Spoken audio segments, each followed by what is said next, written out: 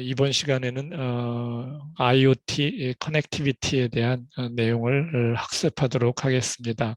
IoT라는 것은 인터넷 오브 띵스를 이야기합니다. 인터넷에 연결되는 다양한 디바이스들에 대한 내용들을 한번 살펴보는 그런 시간이 됩니다. 발표 자료를 공유하도록 하겠습니다. 그 백그라운드는 먼저 그 프리퀀시 스펙트럼에 대한 것을 간략하게 살펴보고 네트워크 프로토콜 레이어링이라는 것도 잠깐 살펴보려고 합니다.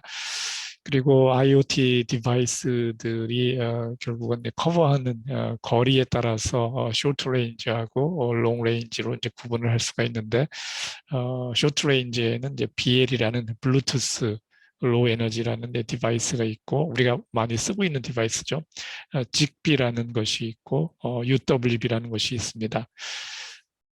그리고 롱 레인지에 대해서는 그 로라, 롱 레인지라는 의미로 이제 로라라고 쓰고요.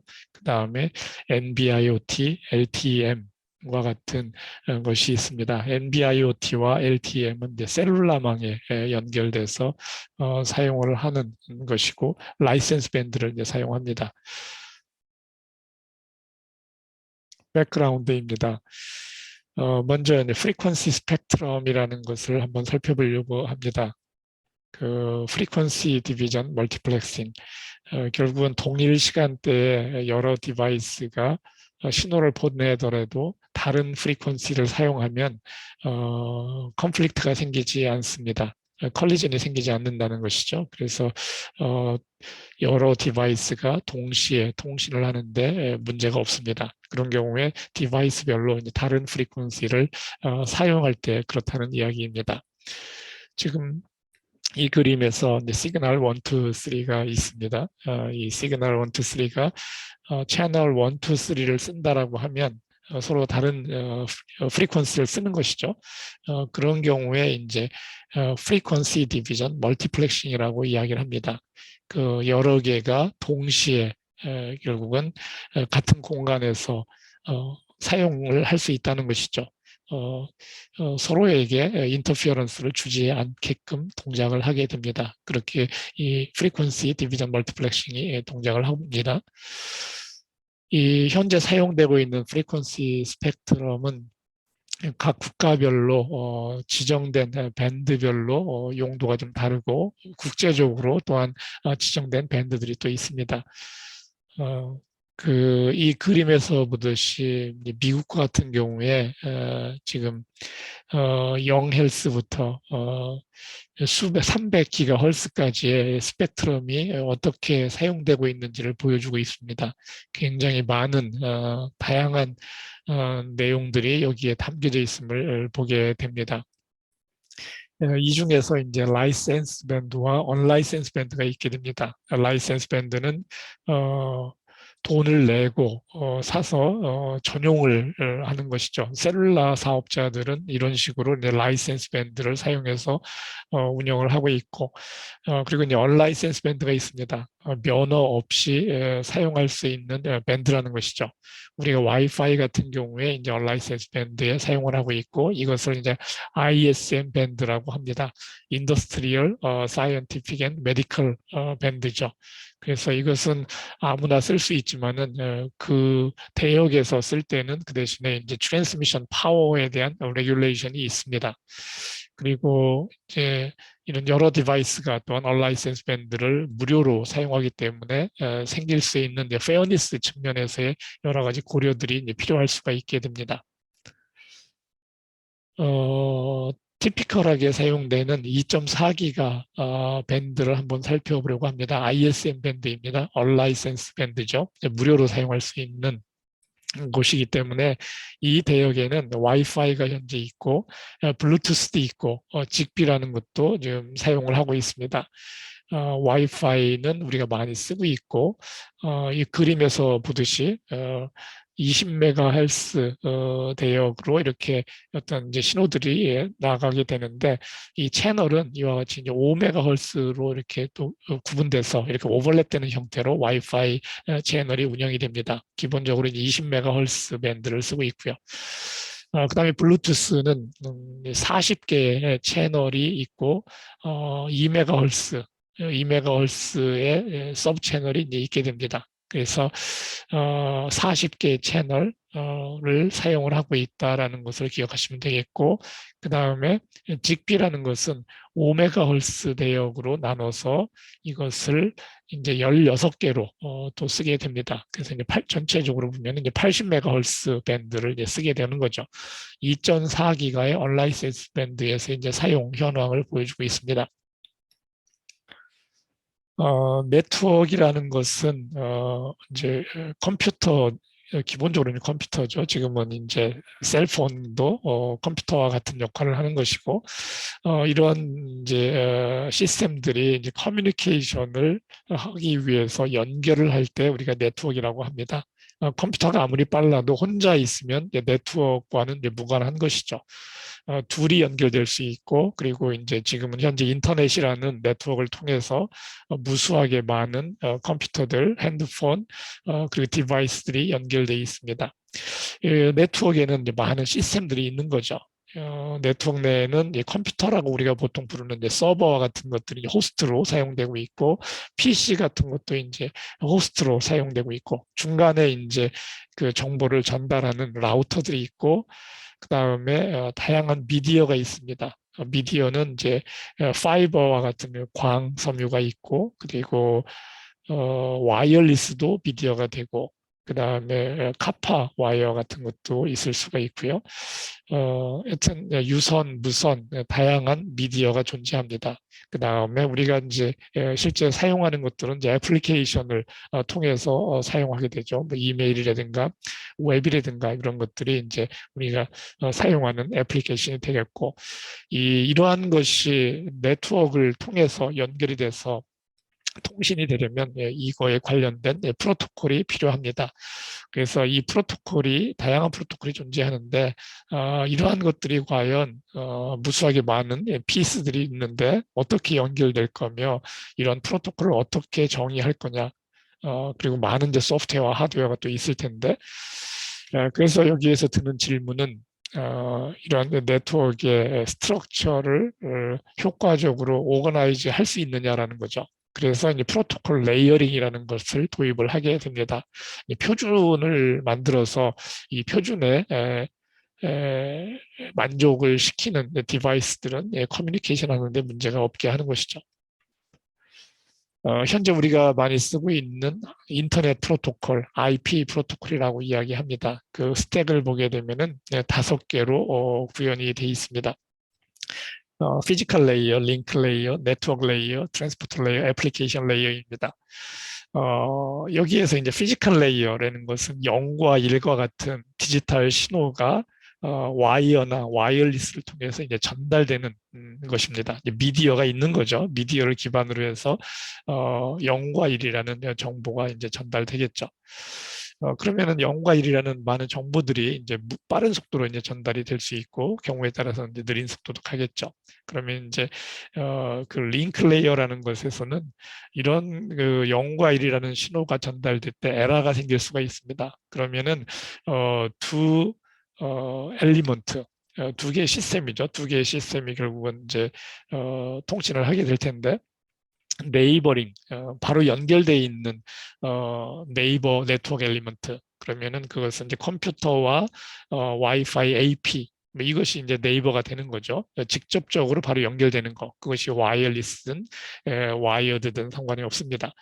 그러면 이제 둘 간에 0과 1이라는 데이터를 주고받아야 될 텐데 에러가 났을 경우에 재전송을 한다든가 하는 여러 가지 또 룰들이 필요하게 됩니다. 그래서 이제 그것이 이제 링크 레이어에서 구현이 돼야 되고 네트워크 레이어는 이제 네트워크 안에는 라우터라는 장비가 있습니다. 그래서 이 라우터는 이 올라온 그 컴퓨터 시스템이나 또 셀폰이나 이런 것에서 올라온 것을 다른 사이드에 있는 엔드 호스트죠. 엔드 호스트에 이제 전달하기 위해서 라우터는 정보를 포워딩을 해주게 됩니다. 그 소스와 데스티네이션 간의 중간에서 정보를 딜리버리 해주는 것이 이제 네트워크의 역할입니다. 여기에는 이제 라우팅 프로토콜이 필요하게 되고요. 그리고 이 네트워크를 통해서 전달된 정보가 엔드투엔드로 효과적으로 전달됐는지를 이제 확인해야 됩니다. 그것이 이제 트랜스포트 레이어에서 하는 기능입니다. 그리고 이제 애플리케이션 레이어가 있습니다. 우리가 이제 실제 이 애플리케이션 레이어를 통해서 원하는 서비스를 받게 됩니다. 그래서 이메일이나 뭐 FTP나 뭐 스트리밍이나 이런 다양한 것들을 여기에서 이제 사용하게 되는 거죠.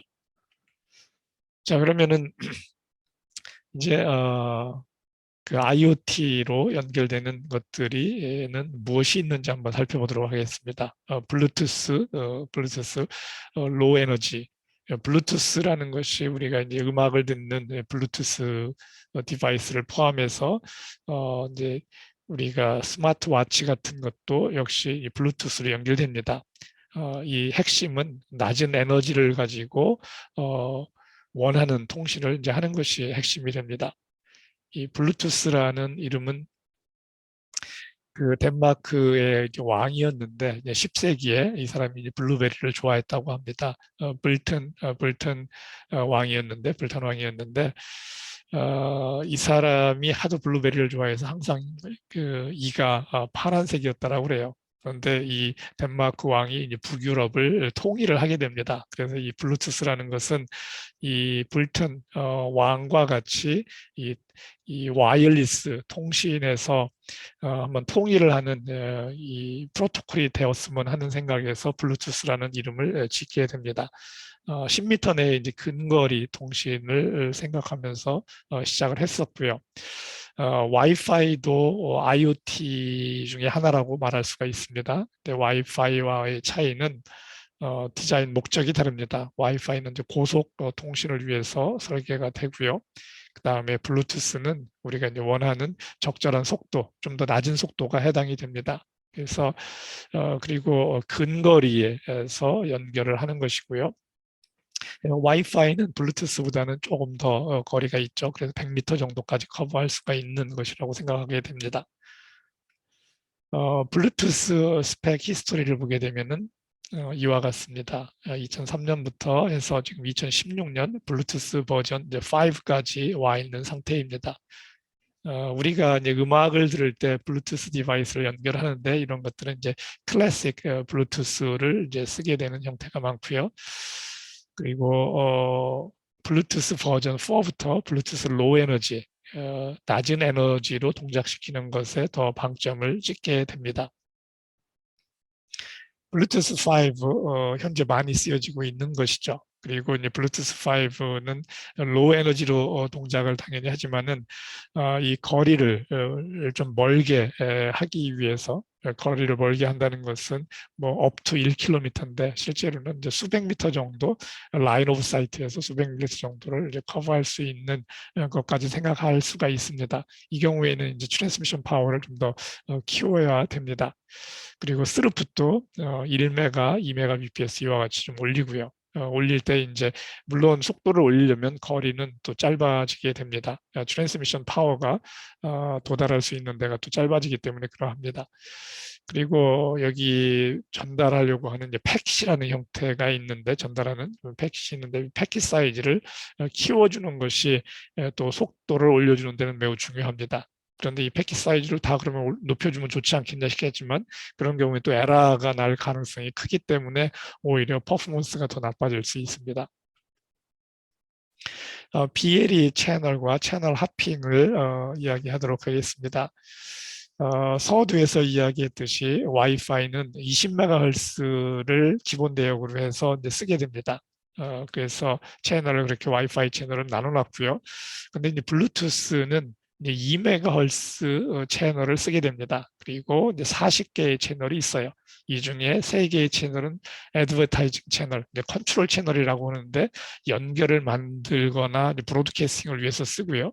그 다음에 이제 데이터 채널이 37개가 됩니다. 여기에서 이제 커넥션을 만든 다음에 데이터를 주고받을 때 이 데이터 채널을 쓰게 됩니다. 여기에서는 기본적으로 프리퀀시 하핑이라는 걸 씁니다. 하나의 채널을 썼을 때의 문제는 그 채널이 이제 인터피어런스에 의해서 커럽션이 되면 대체로 이제 와이파이에 의해서 커럽션이 될 수 있어요. 그런 경우에 이제 통신이 전혀 되지 않기 때문에 프리퀀시 하핑을 써서 그 중에 이제 하나라도 통신이 되면 통신을 할 수 있게끔 하는 거죠. 지속적으로 주기적으로 계속 채널을 바꿔가면서 이제 통신을 시도하게 됩니다. 그리고 여기에서는 이제 애드버타이징 채널을 통해서 커넥션을 만들고 데이터 채널을 통해서 데이터를 교환하게 됩니다. 그리고 기본적으로 이제 애드버타이징 채널을 통해서 이제 스캐닝이 있고 서로 이제 스캐닝을 통해서 이제 만나게 되는 장면이 있게 됩니다. 그리고 만나고 나서 이제 데이터를 주고받는 거죠. 커넥션이 만들어진 다음에 그리고 커넥션 인터벌 간격으로 이제 데이터를 계속 주거니 받거니 하게 됩니다. 그리고 기본적으로 여기에서 이제 마스터와 슬레이브 관점으로 접근을 하시면 됩니다. 마스터와 슬레이브로 서로 연결을 만들고 그 다음에 데이터를 주고받는다라고 생각하면 됩니다. 그리고 이 커넥션 인터벌은 빈도수가 낮을수록 통신의 빈도수가 낮을수록 커넥션 인터벌을 길게 가져갈 것이고 그럴수록 에너지 컨섬션은 줄어들게 됩니다. 이 BLE에 관련된 이제 연구를 최근에 하고 있는 것 중에 하나는 와이파이와 이제 BLE를 두 개를 같이 쓰는 겁니다. 핸드폰에 와이파이하고 BLE 칩이 이제 같이 있기 때문에 이제 콤보 칩이라고 하는데 이걸 두 개를 같이 쓰게 되면은 뭔가 효과적인 네트워크를 구성할 수 있지 않을까 이런 생각을 해보게 됩니다. 그래서 와이파이하고 BLE, 셀룰라를 쓰지 않고 핸드폰만을 생각했을 때 이제 애드웍 네트워크를 구성하는 시나리오를 생각할 수가 있습니다. 이런 경우에 셀룰라로 연결돼 있지 않고 와이파이를 통해서 고속통신을 하고 그 다음에 중간에 있는 셀룰라 폰은 또 와이파이 공유기와 같이 동작을 합니다. 그 라우터 역할을 하게 됩니다. 지금 이 그림에서 보게 되면 이 소스가 있고 데스티네이션이 있는데 중간에 이제 포워딩을 해주는 디바이스가 또 있게 되는데 다 이게 셀룰라 폰이 됩니다. 셀룰라 폰이 되고 그 대신에 셀룰라 기지국은 지금 동작을 안 하고 재난 통신 같은 경우에 이제 생각해 볼 수 있는 메커니즘입니다. 이 경우에 그 우리가 셀폰에는 블루투스가 있고 와이파이가 있어요. 그래서 영상 통신을 위해서는 와이파이를 켜고 그 다음에 낮은 레이트로 오랫동안 통신하고 싶으면 블루투스를 켜고 이런 식으로 해서 이 블루투스와 와이파이를 서로 필요에 따라서 서비스별로 필요에 따라서 스위칭을 하면서 쓰는 것이 이 와이블이라는 이 시스템에서 동작하는 목적이 됩니다. 두 번째로 직비를 살펴보도록 하겠습니다. 직비는 IEEE 인터내셔널 스탠다드 중에 이제 하나입니다. 그 A.15.4라는 곳에서 그 파이하고 맥을 그 맥이라는 것이 링크 레이어입니다. 링크 레이어인데 레이어 1과 레이어 2죠. 거기에 대한 그 스펙을 프로토콜을 정의를 했는데 이거의 근간으로 해서 그 상위 계층 네트워크 계층과 애플리케이션 이것을 정의한 것이 직비라고 이야기합니다. 직비라는 것은 이 뒤에 이제 B는 벌이죠, 꿀벌. 그리고 앞에 지그라는 것은 지그재그로 이 벌이 이 꽃들 사이를 왔다 갔다 하면서 정보를 전달한다라는 개념에서 이제 직비라는 말을 이제 쓰게 됩니다. 직비라는 걸 통해서 소스하고 데스티네이션 사이에 이제 통신이 이루어지는데 직비로만으로 이제 구성이 돼 있는 네트워크를 생각하면 됩니다. 중간에 있는 직비는 라우터 역할을 하게 되고 그리고 경우에 따라서는 그 라우터가 또 소스가 되고 또 데스티네이션이 됩니다. 로우 레이트를 생각을 하고 있고요. 그 다음에 로우 파워 컨섬션이 중요합니다. 그 트랜스미션 레인지는 이제 수십 미터 내외 그리고 길면은 100m 가는데 라인 오브 사이트에서는 이제 100m까지 갈 수 있습니다. 이 직비의 이제 파이 레이어 1이죠. 이것은 이제 모듈레이션은 QPSK 를 쓰고 그리고 주파수 사용하는 주파수는 ISM 밴드를 씁니다. 또 와이파이도 있고 블루투스도 있다는 것이죠. 그리고 하나하나의 채널은 5MHz로 돼 있고 16개의 채널이 있게 됩니다. 그 레이어 2, 그 링크 레이어죠. 레이어 2, 이제 바로 네이버링 디바이스 간에 이제 어떻게 정보를 주고받을지 문제인데, 여기에는 이제 어싱크로너스 맥이 있고 싱크로너스 맥이 있습니다. 예, 맥이라는 것은 이제 미디어 액세스 컨트롤이에요. 그 이제 미디어가 와이어리스인 경우에는 샌더하고 리시버 간에 어떤 식으로 만날 거냐가 이제 중요합니다. 샌더와 리시버가 어떻게 만날 것이냐. 그래서 기본적으로 이 직피라는 것은 저전력을 위해서 디자인된 것입니다. 그 이야기는 대부분의 시간은 슬리핑을 합니다. 그래서 이제 듀티 사이클이라고 하는데, 듀티 사이클이 1%라고 하면 1%의 시간만 깨어 있고 99%의 시간은 잠을 잔다는 이야기입니다. 로우 파워 컨섬션에서는 매우 중요한 매트릭이 되는 것이죠. 이러한 경우에 이제 잠을 자기 때문에 깨어났을 때 샌더와 리시버가 동시에 이제 깨어나야 되는 문제가 있습니다.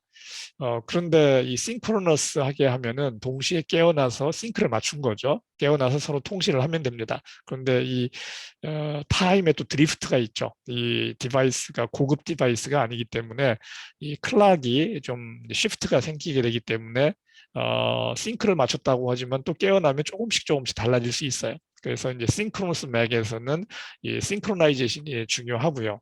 그 다음에 어싱크로너스 맥은 서로 샌더와 리시버 싱크가 안 맞아 있기 때문에 샌더가 일어나서는 계속 데이터를 써야 됩니다. 리시버가 깰 때까지. 그리고 나서 이제 만나게 되면은 이제 그 데이터를 이제 전달을 하는 것이죠. 이 그림에서 보게 되면 이제 데이터를 이렇게 계속 보내요. 리시버가 깔 때까지. 그래서 이제 데이터에서 acknowledgement가 오면 전달됐구나 하고 이제 다시 또 잠을 자는 것이죠. 그래서 이것은 이제 샌더가 에너지 컨섬션이 높아지는 것이 이제 이슈가 되겠죠. 근데 이제 싱크로너스 맥에서는 이런 문제가 없는 대신에 이제 싱크로나이제이션을 이제 주기적으로 이제 그 맞춰야 된다라는 그런 또 오버헤드가 있게 됩니다. 그리고 이 직비에서는 또 이 요즘 최근에는 이제 TSCH라고 타임 슬롯티드 채널 하핑 메커니즘을 씁니다. 이 와이파이라는 좀 스트롱 파워를 쓰는 이 언라이센스 밴드에서의 강한 그 유저가 있기 때문에 직비는 좀 더 낮은 전력으로 쓰기 때문에 저전력을 기반으로 하고 있고요. 그래서 이 채널 하핑을 해서 이 와이파이를 피해서 통신을 하려는 노력을 할 수가 있습니다. 그래서 이제 TSCH라는 것을 여기 또 쓰고 있고요. 네트워크 with 직비. 이 애당 네트워크라는 것은 어떤 중간에 그 기지국 없이 모든 디바이스들이 소스가 되고 데스티네이션이 되고 라우터가 되는 것이 이 애당 네트워크입니다. 그래서 이 컴퓨터들이 애당 네트워크를 구성을 하면 클래스룸에서 그러면 와이파이 AP 없이 이 컴퓨터들끼리 서로 연결을 만들게 되고, 그리고 좀 멀리 떨어져 있는 컴퓨터에는 중간에 있는 컴퓨터가 정보를 또 전달해 줍니다. 그래서 이것이 애당 네트워크라고 얘기하는데, 이 직비를 통해서 이런 애당 네트워크를 이제 구축을 하는 겁니다. 그래서 이제 좁은 근거리를 커버하기 때문에 또 WPAN이라고 이야기도 하고 와이어리스 센서 네트워크, 이런 그 센서 디바이스, 직비 센서 디바이스를 넓은 지역을 커버하려면은 또 수천 개, 수만 개를 이제 깔 수가 있겠죠. 그러면은 중간에 있는 이 직비 디바이스는 라우터로서 이 소스와 데스티네이션 간의 정보를 연결을 시켜주게 됩니다. 그래서 이런 경우에는 중간에 있는 그 직비 디바이스가 이제 그 라우팅을 해줘야 되기 때문에, 정보의 라우팅을 해줘야 되기 때문에 여기에 필요한 알고리즘이 설계가 잘 돼야 됩니다. 이 직비에 대한 리서치는 이제 최근에는 직비와 와이파이, 블루투스 이런 것들을 이제 크로스 테크놀로지라고 얘기하는데, 다양한 디바이스가 이제 또 콤보로 존재하고요. 그런 경우에 직비로부터 블루투스로도 가기도 하고 이런 것이 또 필요할 수가 있게 됩니다. 그러면 이 다이버시티가 이제 증가를 하겠죠. 다양한 이제 커뮤니케이션에 대한 것들을 시도해 볼 수 있기 때문에, 그래서 요즘 CTC 테크놀로지를 좀 관심을 갖고 보고 있고, 이제 맥 레이어, 링크 레이어하고 같은 말이라고 생각하시면 됩니다. 여기에서 이제 인접한 두 시스템 간의 이제 통신인데, 이런 경우에 여러 개의 그 인접한 시스템들이 있을 수 있기 때문에 스케줄링 하는 문제가 있고, 링크가 에러가 나는 경우에 이제 어떻게 릴라이블한 통신을 할 수 있을지, 에너지 컨섬션을 어떻게 할지 이런 이슈들이 있게 됩니다.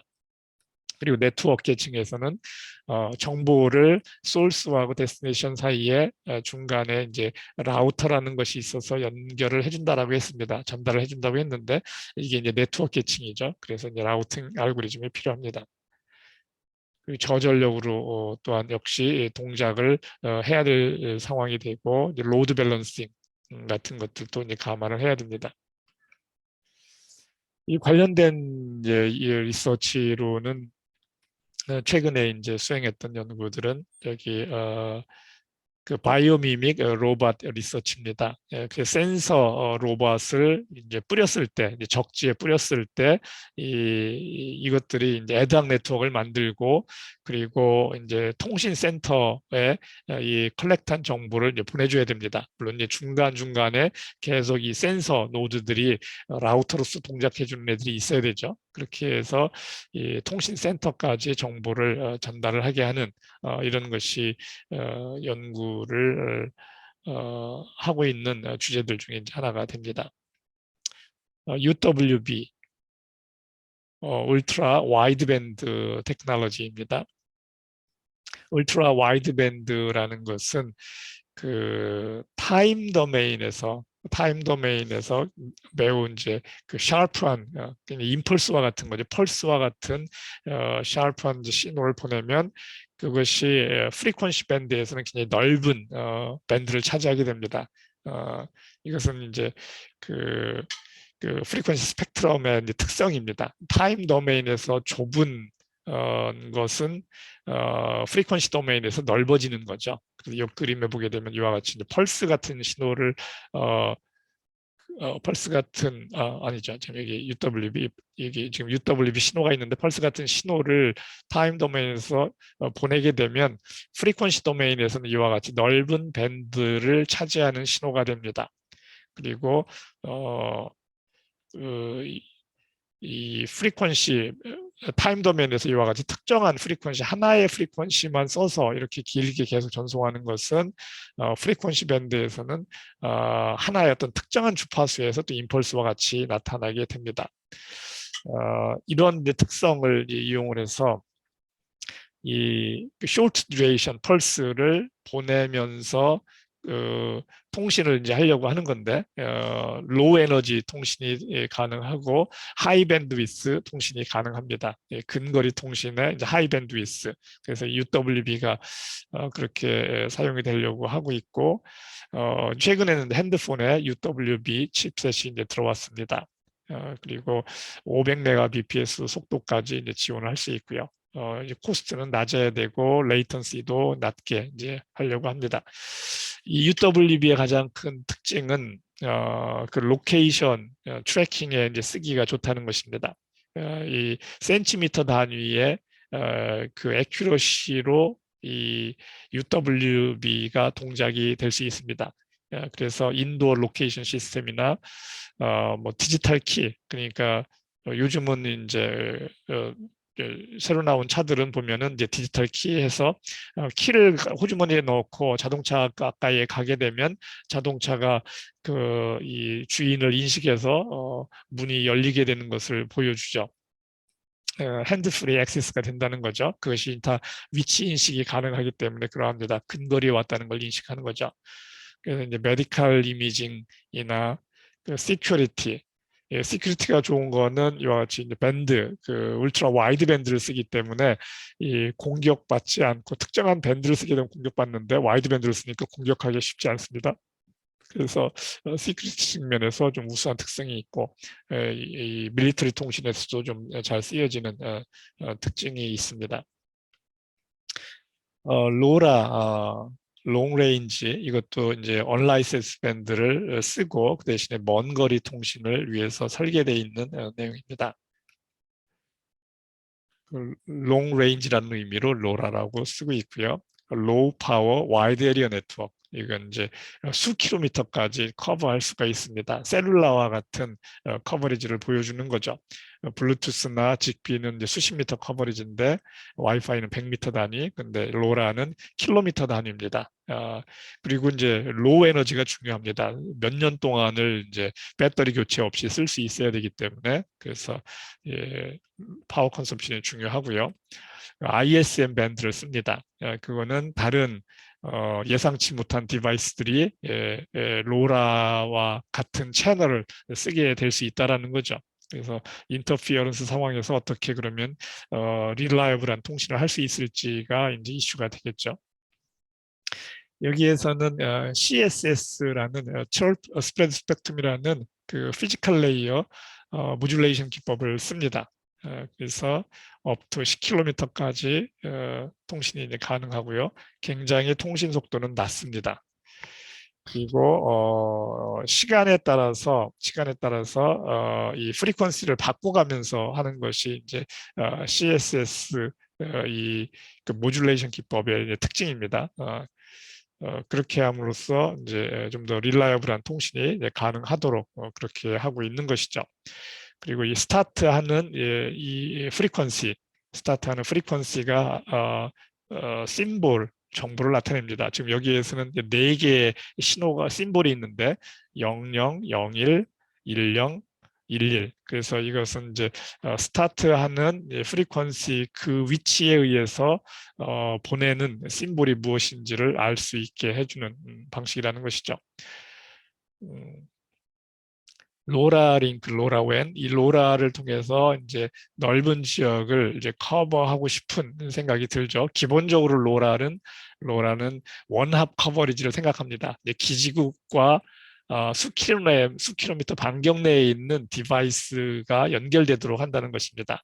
그 셀룰라 기지국에 보통은 이제 이 로라 신호를 이제 수신하고 발신하는 것이 이제 셀룰라 기지국에 같이 이제 놓여 있게 되죠. 그래서 로라에서 컬렉트한 정보가 이제 셀룰라 기지국으로 이렇게 전달돼서 서버에서 처리를 할 수 있게 하는 것입니다.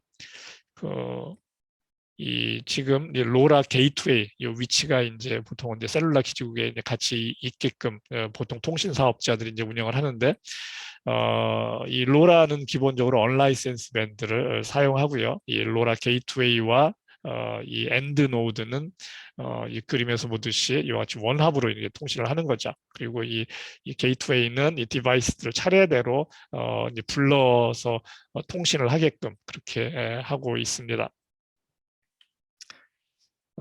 이 관련된 이제 연구를 하나를 보게 되면 지금 로라는 기본적으로 이제 스태틱한 정지 상태 디바이스들에서 정보를 컬렉트하는 걸 생각하는데 지금 최근에 연구하고 있는 주제는 이 동물들에게 이 로라 디바이스를 목걸이 같은 형태로 또는 뭐 등짝에 매든지 해서 이 트래킹 할 수 있게 하는 것입니다. 야생동물 모니터링을 하는 거죠.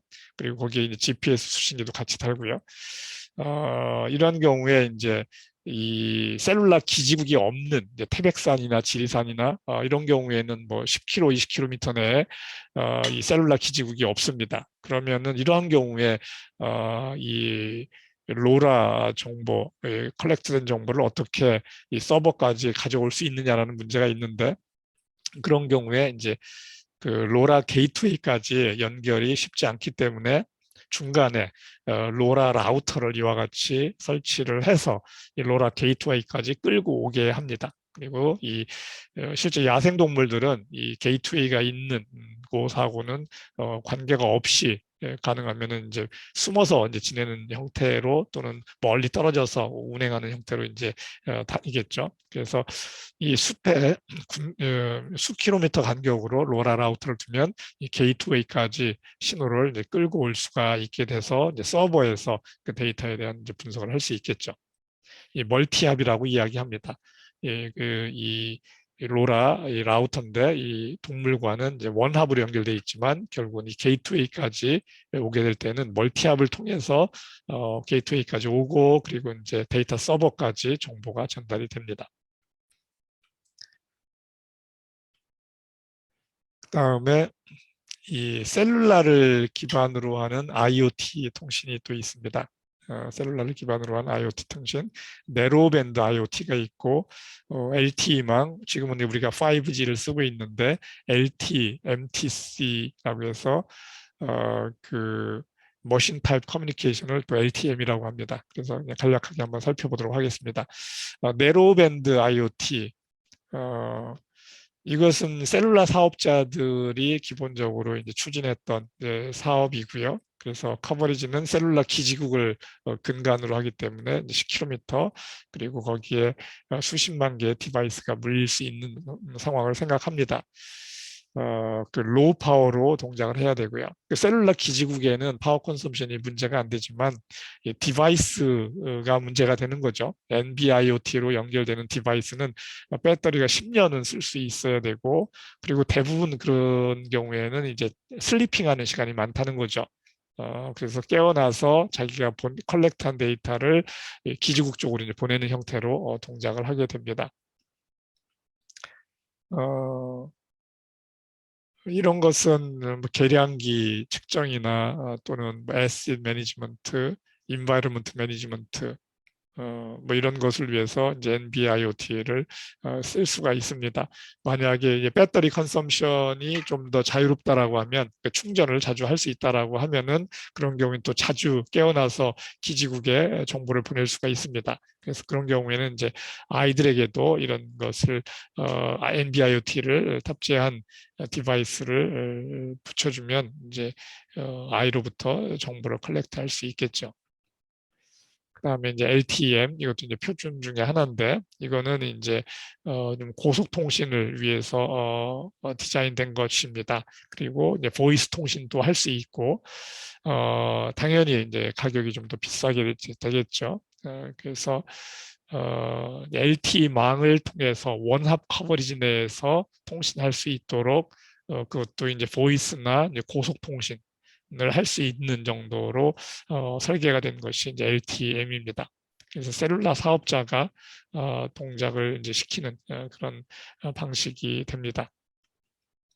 로우 파워 와이드 에리어 네트워크, 그러니까 로라가 있고 NB-IoT, LTM이 있었는데 로라는 언라이센스 밴드를 사용하고 NB-IoT와 LTM은 셀룰라를 사용합니다. 그래서 이와 같이 이제 특성이 있고요. 그 로라는 언라이센스 밴드를 사용하니까 프라이빗하게 동작시킬 수 있는 이제 특징이 있습니다. 그리고 셀룰라 사업자들도 이 로라 서비스를 또 할 수도 있죠. 그래서 실제 지금 SK 같은 경우에 로라 서비스를 또 하고 있습니다.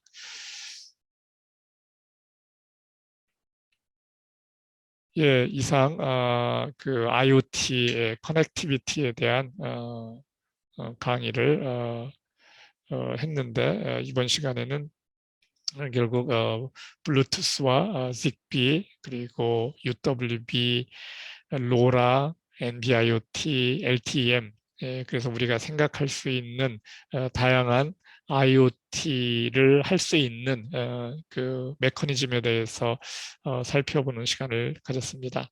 예, 감사합니다.